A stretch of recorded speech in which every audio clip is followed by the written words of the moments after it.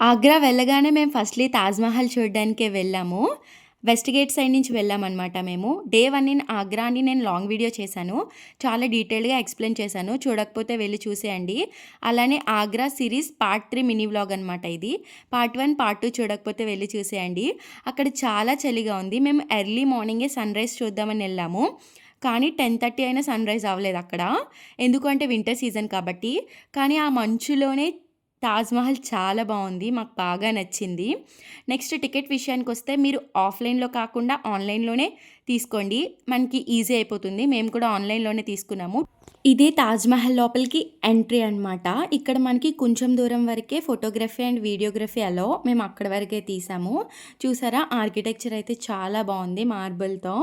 And guys subscribe చేయడం మర్చిపోవద్దు. అలానే లాంగ్ వీడియో చేశాను కదా! అది కూడా చూసేయండి. అండ్ నెక్స్ట్ ఎక్కడికెళ్ళాము అనేది నెక్స్ట్ మినీ వ్లాగ్‌లో పెడతాను. బాయ్.